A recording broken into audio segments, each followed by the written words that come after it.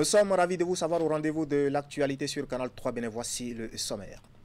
Quelques jours après la fin du procès Olivier Boko, Osvaldo Meki, nous vous proposons ce soir le regard de la classe politique béninoise sur le verdict qui est issu. Un exercice que nous ferons avec M. Nathanaël Kouti, les membres du parti Union Progressiste, le Renouveau. Monsieur Kouti, bonsoir et merci. Merci surtout d'avoir accepté notre invitation. Nous irons ensuite à Natitengu, où la bibliothèque CAEB de la Fondation Vallée de France loge désormais dans un cadre plus confortatif. Et les nouveaux locaux ont été inaugurés cette semaine. La cérémonie, elle, a mobilisé les différents acteurs du monde éducatif qui interviennent dans le département de l'Atakura. Lassana Rouna nous fera le compte rendu de cette cérémonie dans ce journal. Et puis en sport, le Bénin célèbre ses héros de l'année dernière. C'est à la faveur de l'édition 2024 du Gala des champions qui s'est déroulé en début de ce week-end à Cotonou. L'événement a vu une multitude de talents béninois défiler devant une foule de personnalités de la scène sportive nationale. Hugues Vignigbe et Elvis Tonoucoin nous en donneront les détails. Voilà pour le sommaire. Bien bonsoir et bienvenue à notre édition, sinon notre grande édition du soir de ce dimanche 2 février 2025. Avant justement de développer tous ces titres, nous allons parler diplomatie. D'abord avec bien sûr la bonne coopération entre le Bénin et le Niger qui recouvre progressivement en sa santé. Et l'un des symboles, c'est la désignation d'un nouvel ambassadeur du Niger près le Bénin. Et le diplomate nigérien était au cabinet du ministre des Affaires étrangères, Olusegun Ajayi et Bakari, et c'était vendredi dernier. Il est surtout allé présenter les copies figurées et de lettres de créance. Et la cérémonie nous est relatée ici par Teddy Goudalo. Tout souriant, il échange avec le ministre béninois en charge des Affaires étrangères. Quelques minutes avant ce moment de discussion, Kadade Chaibou, nouvel ambassadeur du Niger au Bénin, a présenté les copies figurées des lettres de créance à Olusegun Ajadi Bakari. De nationalité nigérienne, Kadade Chaibou est né le 1er janvier 1963, diplômé de l'École nationale d'administration du Niger, option 3. C'est un juriste qui totalise 40 années d'expérience au service de son pays, le Niger. Après son admission au concours de magistrature, il intégra le ministère nigérien de la Justice et y assuma plusieurs fonctions, à savoir greffier audiencier au tribunal de Tawa entre 1983 et 1989, greffier chargé des affaires civiles au tribunal de Niamey de 1991 à 1994, greffier en chef de la justice de paix de Terra 1994 à 1996, greffier en chef près la délégation judiciaire de Gour de 1999 à 2002.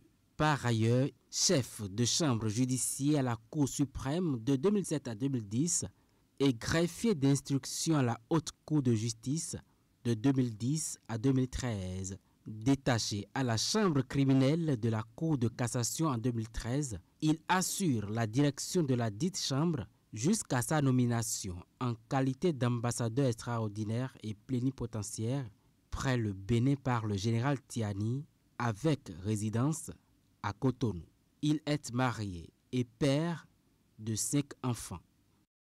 Voilà, c'était le portrait du nouvel ambassadeur du Niger près le Bénin, portrait dressé par Teddy Goudalo et Moufid Sabouhan. On en vient maintenant à notre invité du soir, M. Nathanaël Kouti. Une fois encore, bonsoir. Bonsoir.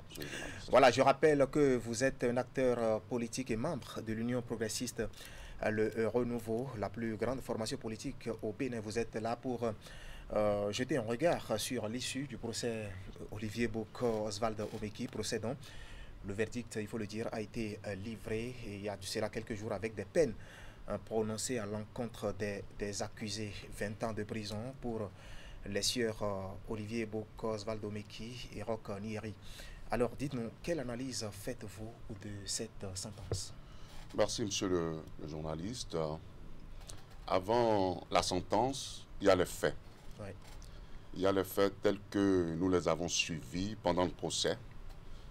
Des faits qui sont malheureusement la manifestation d'un pourrissement moral, de la déchéance de l'éthique, politique même. Les faits sont un condensé d'ingratitude, d'égoïsme, un condensé de trahison. Forts, hein? Ah bien sûr, c'est un condensé, vous avez suivi les faits comme tout le monde, c'est un condensé d'ingratitude, c'est un condensé d'égoïsme, c'est un condensé de trahison aussi. Et cela interpelle notre conscience collective à nous tous.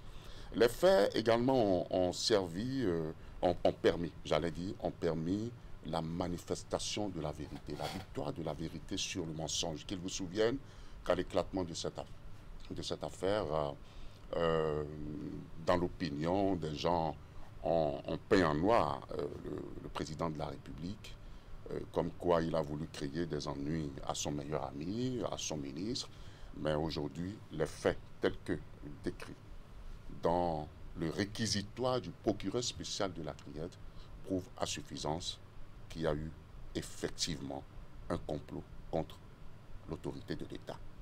Par rapport à la sentence, je dirais tout simplement que la sentence est non seulement à la hauteur du crime, mais aussi à la dimension de l'affront fait à la République. Et je pense un instant que notre démocratie a voulu être éprouvée, mais Dieu nous en a épargné. Et la justice également, malgré tout ce que les gens disaient de la Criette, je voudrais féliciter notre justice au passage parce que nous en sommes fiers aujourd'hui. La justice a fait un travail remarquable. Dans les récits, dans les faits, on a vu qu'une enquête approfondie a été faite, des investigations approfondies ont été faites pour révéler ce qu'attendaient tous les Béninois. Voilà, c'était l'analyse que vous faites justement de la sentence par rapport à ce procès. Alors dites-nous, au niveau de votre parti politique, l'UPR, dites-nous quel développement avez-vous fait justement de cette affaire de complot contre la sûreté de l'État? Alors qu'ils vous souviennent que à l'éclatement de ce dossier, le parti a condamné, mais a laissé la justice faire son travail. C'est vrai que cela n'a pas du tout entravé le bon fonctionnement, puisque cela ne rythme pas avec nos activités, avec la vie du parti. Cela n'a pas entravé le bon fonctionnement de notre parti politique. Mais bien au contraire, cela nous a inspiré. Cela nous a inspiré à poursuivre les réformes aujourd'hui entamées par le président de la République pour sécuriser nos acquis, pour sécuriser les fondamentaux de la République pour que, au grand jamais, qu'il ne passe plus à l'esprit d'un Béninois, qui qu'il soit, de faire ou de comploter contre l'autorité de l'État. Alors dites-nous maintenant, quelle devrait être normalement l'attitude des acteurs politiques face à ce genre de dossier? C'est une seule attitude qu'il faut adopter. Selon nous, à l'Union progressiste, le renouveau, c'est de rester du côté de la République. Quelle que soit la proximité, quels que soient les liens que des personnes politiques auraient eu avec les deux mises en cause, aujourd'hui, ils ont un seul choix à faire, rester du côté de la République pour poursuivre le développement de notre nation. Voilà, ce procès, on le sait, a suscité assez de polémiques et d'interprétations dans l'opinion publique, mais aussi dans les chapelles politiques. Selon vous, ne va-t-il pas créer un manque à gagner au régime en place? Alors, je ne pense pas comme vous que ce procès ait eu à susciter dans l'opinion des doutes. Non, mais pas de doute, mais il y a eu des polémiques quand même. Non, des interprétations. Je ne pense pas. Peut-être l'affaire au tout début, mais le procès a été un procès impartial. Pourquoi? Nous avons eu droit au récit. Nous avons eu droit à des extraits, des PV interrogatoires, à des auditions. Le procureur de la Criette, le procureur spécial de la Criette, nous a fait un réquisitoire qui démontre que des enquêtes ont été faites. Et les mises en cause, surtout parlant du ministre Oswald Romeki, a reconnu qu'il a changé sa plaque, la plaque de son véhicule lui-même. Le chef d'agence de la banque NCA, de la banque d'assurance NCA Côte d'Ivoire, a témoigné et a dit que monsieur le ministre, l'ancien ministre Oswald Romeki, lui aurait demandé de faire une stimulation pour lui envoyer un montant de 105 millions. Et donc, je pense que avec ces faits, avec tout le réquisitoire du procureur de la République, il n'y avait plus de polémique au sein de l'opinion. Nous avons tous compris, nous savons tous aujourd'hui que quelque chose a commencé pour compromettre la sûreté de l'État, la continuité de l'ordre démocratique dans notre nation. Manque à gagner pour la République, pour le président Talon, je pense que non. Ah oui. Condamner des gens qui ont voulu faire mal à tous les Béninois, parce que c'est à nous tous qu'ils font mal, ce n'est pas d'abord au président de la République, puisque c'est nous qui avons voté pour le président de la République. On le dit parce que c'est un poids lourd, il y a un poids lourd du régime. Oui, parce que c'est le président de la République, le président Talon, qui a fait de lui un poids lourd. Oui. C'est le président Talon qui a fait de lui un poids lourd. Nous n'avons pas voté pour Olivier Bokor. Nous avons voté pour le président Patrice Talon en tant que président de la République. Tout à fait. Et donc, je pense un instant qu'il n'y aura pas de marque en gagner. Pourquoi? Il y a eu juste une situation. Le président de la République a pris ses responsabilités, la justice a pris ses responsabilités, on a fait un assainissement autour pour que ça marche plus. Vous et moi, on ne serait pas ici. Les États, si effectivement le 27, il y avait eu coup d'État, vous et moi, on ne serait pas ici. Les États dans lesquels on a connu des coups d'État, ceux qui ont même fait des coups d'État à des présidents qui ont été élus, comment on appelle-t-on, par voie démocratique, ils ont peur à leur tour qu'on leur fasse des coups d'État. Ils inscrivent dans les nouvelles constitutions adoptées qu'il ne faut pas faire un coup d'État. Oui. Et vous imaginez, quand nous rentrons dans cette spirale-là, c'est que les gens se détruisent à tour de rôle. Vous avez écouté le témoignage du commandant de la garde républicaine à la question, à savoir si, effectivement, à terme de la transition, il allait céder le pouvoir. Il a dit non, qu'il ne céderait pas le pouvoir. Ça nous a fait rire un peu. Mais c'est ça. Et au passage, je voudrais dire bravo à notre armée, bravo au commandant de la garde républicaine qui a pris juste une seconde pour sauver le Bénin, pour maintenir le Bénin debout. Et c'est la preuve également que nos institutions fonctionnent. C'est la preuve également que le président de la République du Bénin travaille tous les jours pour que nous tous, nous puissions être libres de nos mouvements, que nous puissions vivre la démocratie dans toute sa plénitude. Voilà, mais fondamentalement, cette affaire ne va-t-il pas déteindre sur le bilan du régime en place, surtout pour 2026? Oh non, pas du tout. Pas du tout. Le bilan, tout le monde le voit. Le développement, tout le monde le constate. Nous savons ce qui se fait aujourd'hui. Ce n'est pas parce que de nous tous, Béninois, certaines personnes ont choisi une autre voie que cela va impacter négativement sur ce que le président de la République a fait depuis bientôt 10 ans. Je ne crois pas. Voilà, merci Monsieur Nathanaël Coty. Je rappelle que vous êtes un acteur politique, membre de l'Union progressiste, le Renouveau. Un mot de la fin? Oui, je voudrais tout simplement dire à toutes les Béninoises et à tous les Béninois de rester sereins et de continuer à travailler au service du développement de notre pays. Je vous remercie.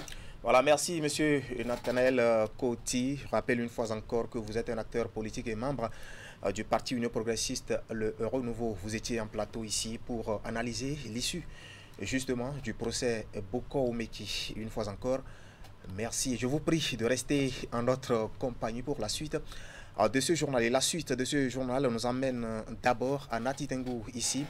La bibliothèque du CAEB, Fondation Vallée, change de cadre et loge désormais dans un nouveau décor.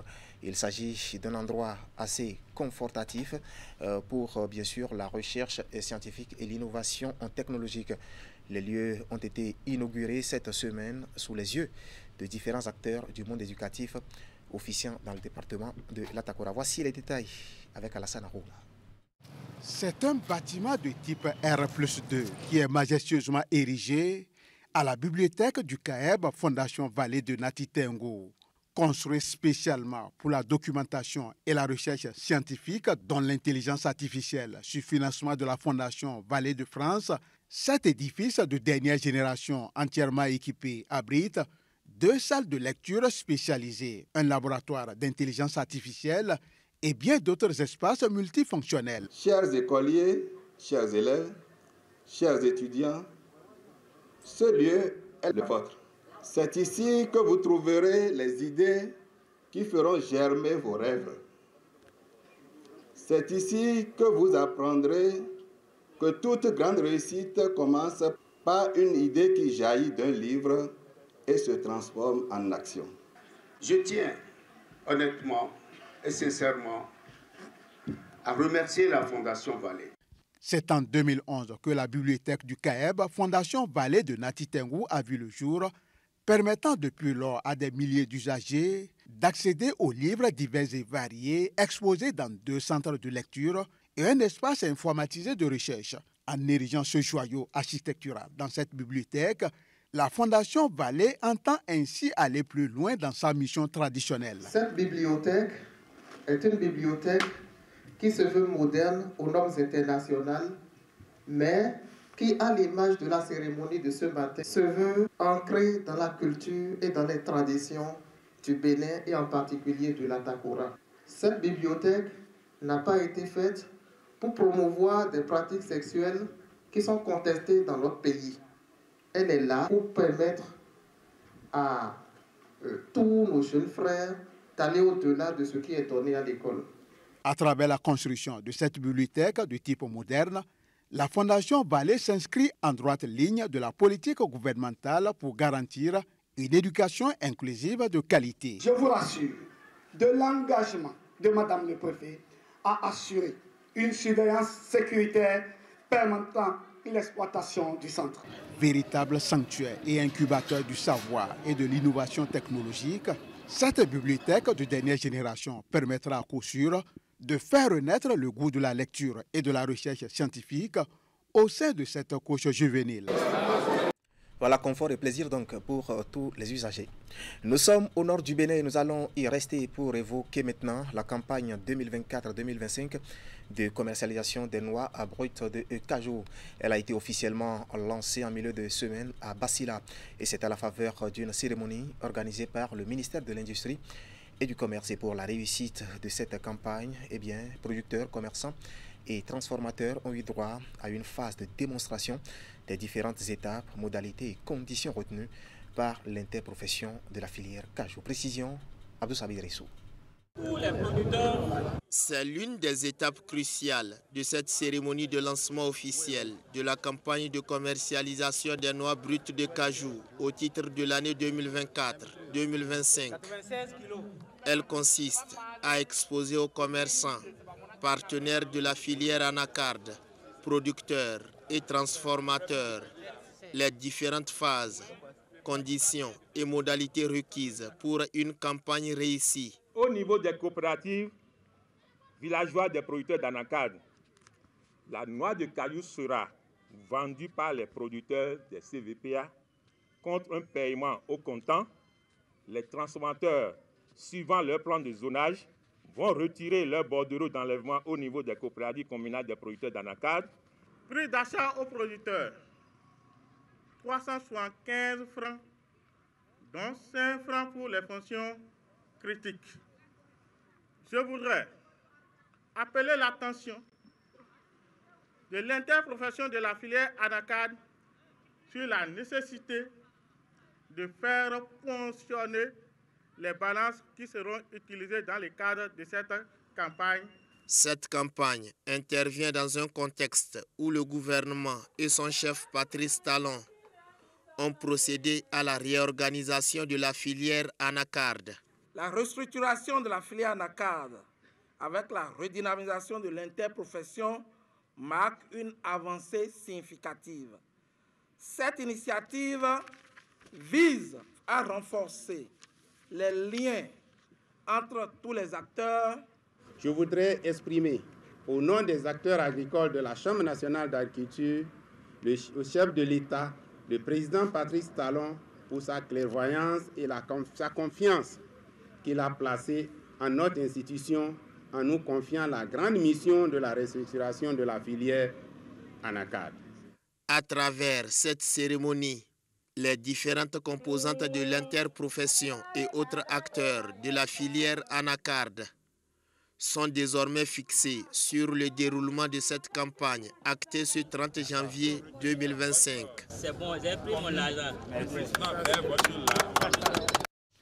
Voilà, de Basila, rendons-nous à Dangbo, c'est dans le département de l'Ouémé.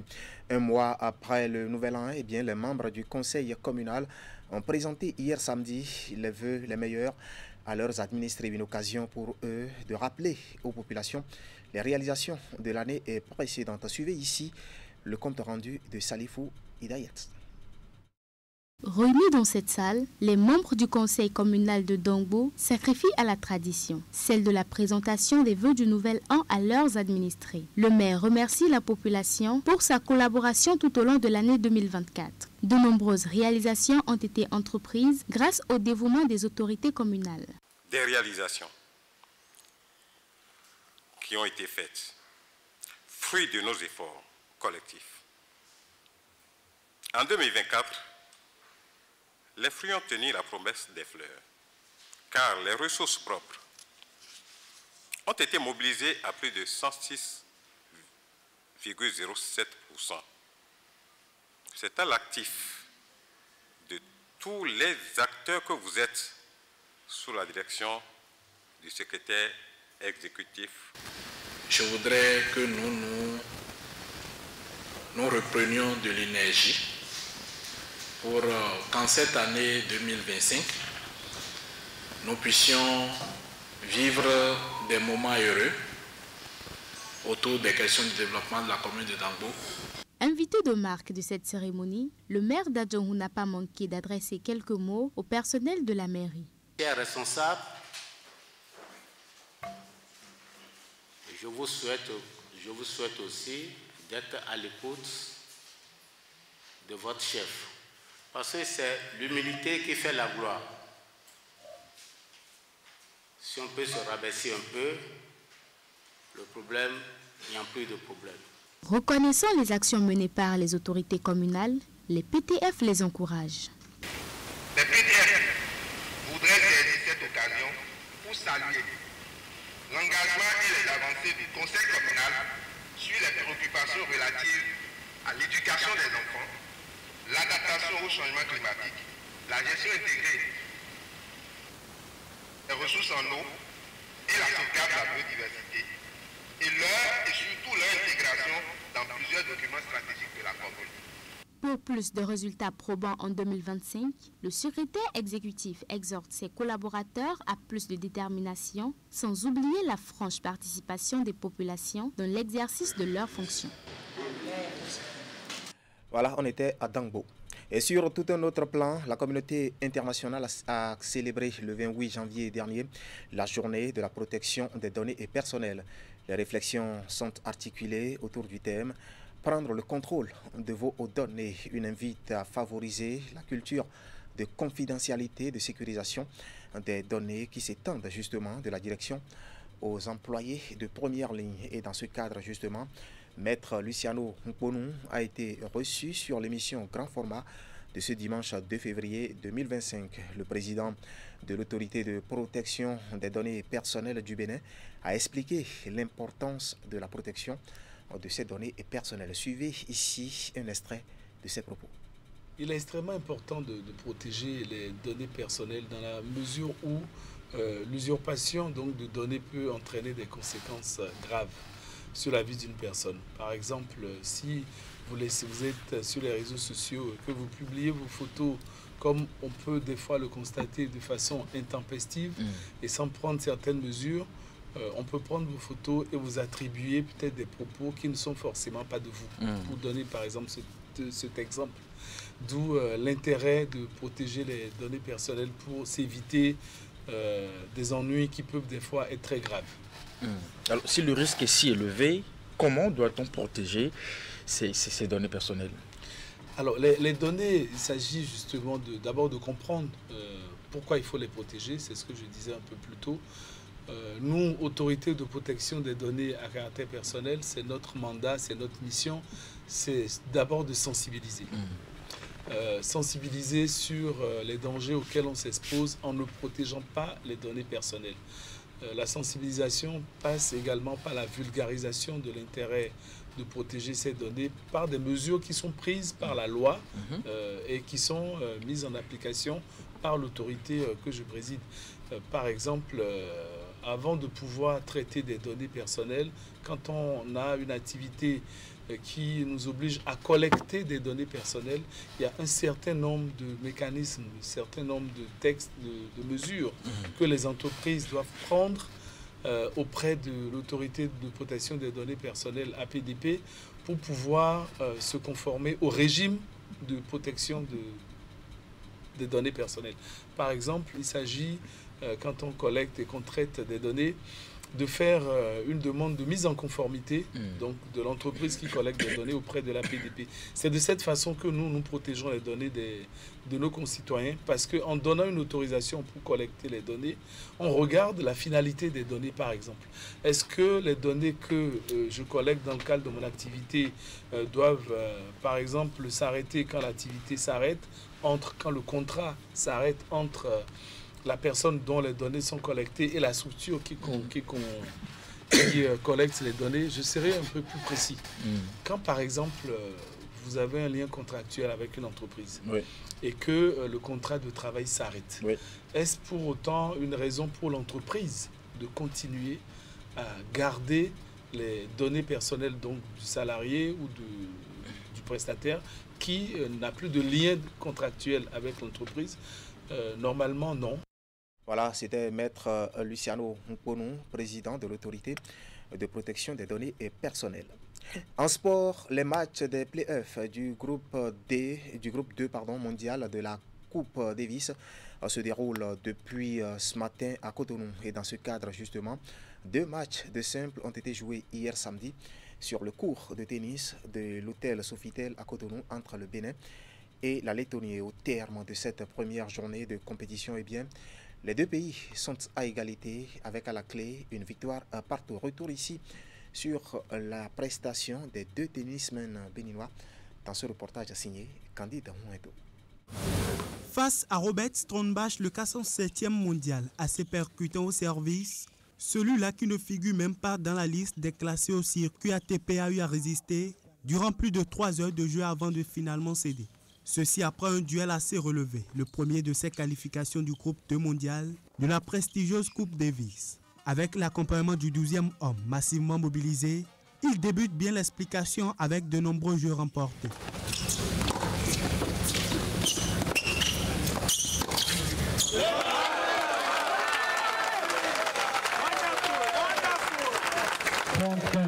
Un bon départ, mais un avantage mal géré par la suite, qui voit le Béninois, malgré sa résilience, céder 5-7 au terme du premier set.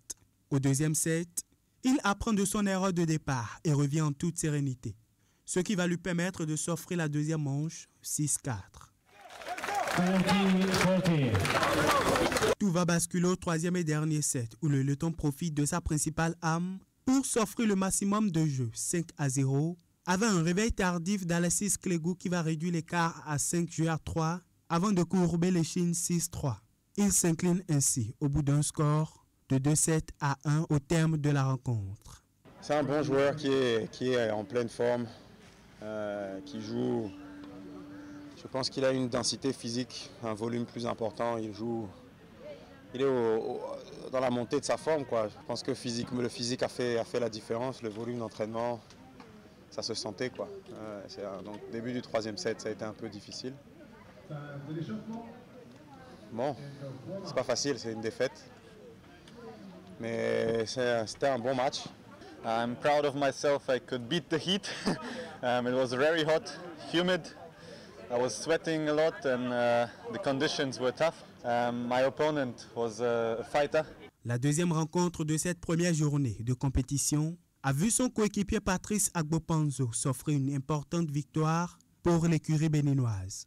Celui-ci a dompté le Letton, Daniel Tens, par 2-7-0, 6-3, 6-2. Le Bénin et la Lettonie terminent ainsi la première journée de ces play-offs à égalité avec à la clé une victoire de chaque côté. Voilà, coup pour coup donc. Sport toujours, mais reconnaissance de mérite maintenant avec le Bénin qui célèbre les meilleurs de ses sportifs au cours de l'année dernière. C'est à la faveur de l'édition 2024 du Gala des champions, Gala qui s'est déroulé en début de week-end à Cotonou. On va faire le point ici avec Hugues Vignibé et Elvis Tonokwa. Un trophée et un chèque. C'est la récompense réservée par le ministère des Sports à ces champions. Ces athlètes sont ceux qui se sont illustrés en 2024 à travers des performances de haut vol dans des compétitions régionales, continentales et internationales.